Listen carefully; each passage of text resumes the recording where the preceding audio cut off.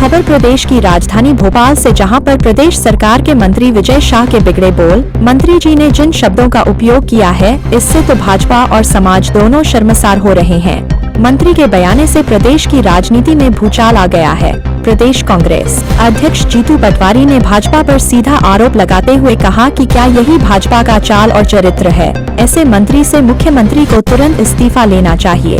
जिस बेटी सोफिया ने देश का मान बढ़ाया, आपका मंत्री भरे मन से अनाप शनाप कह रहा है। मुख्यमंत्री जी, यदि आप इस्तीफा नहीं लेते तो प्रदेश ही नहीं देश की जनता क्या समझेगी? जीतू पटवारी ने आगे कहा, मैं तो जेपी नड्डा एवं प्रधानमंत्री को भी पत्र लिखकर मंत्री के इस्तीफे की मांग करूंगा। आइए देखते हैं मंत्री जी के बोल। हर झोपड़ी और हर खोपड़े में हलमा होना चाहिए। हलमा मतलब दूसरों के लिए जीना, समाज के लिए जीना। जैसे हमारे मोदी जी समाज के लिए जी रहे, समाज के लिए जान लगा रहे, और जिन्होंने हमारी बेटियों के सिंदूर उजाड़े थे, वही कटे पिटे लोगों को हमने उन्हीं की बहन भेज करके उनकी ऐसी की तैसी करवाई। एक बार मोदी जी के लिए जोरदार ताली बजाएं। उन्होंने कपड़े उतार उतार के हमारे हिंदुओं को मारा, और मोदी जी ने उनकी बहन को उनकी ऐसी की तैसी करने हमारे जहाज से उनके घर आए। अब मोदी जी कपड़े तो उतार नहीं सकते थे, इसलिए उनके समाज की बहन को भेजा कि तुमने हमारी बहनों को अगर विधवा किया है तो तुम्हारे समाज की बहन आके तुम्हें नंगा करके छोड़ेगी। क्या कहा जीतू पटवारी ने, सुनिए। आदरणीय मध्य प्रदेश के मुख्यमंत्री जी के कैबिनेट के मंत्री हैं विजय शाह। उन्होंने बेटियों के प्रति जो अपशब्द कहे, एक मंत्रिमंडल का सदस्य का सामूहिक उत्तरदायित्व मंत्रिमंडल का होता है, तो मोहन यादव जी को अब स्पष्ट करना पड़ेगा कि ये जो विजय शाह जी ने बयान दिया, इससे पूरा मंत्रिमंडल सहमत है क्या?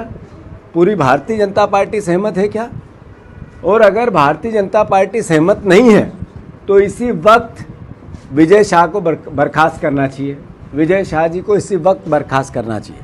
आखिर वो बेटियां जिन्होंने सेना में रहते हुए अपने प्राणों को दांव पे लगा के देश के सम्मान को बढ़ाया, उनके लिए इतने निकृष्ट शब्दों का उपयोग करना, मैं मानता हूं कि ये देश का अपमान है।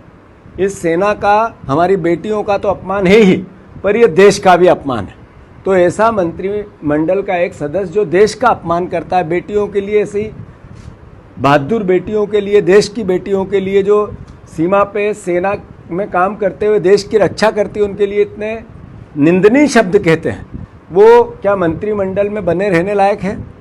और अगर भारतीय जनता पार्टी ये उनका बर्खास्त नहीं करती है, मोहन यादव जी बर्खास्त नहीं करते हैं, तो मैं मानता हूँ कि पूरी बीजेपी उनके इस बयान से सहमत है क्या?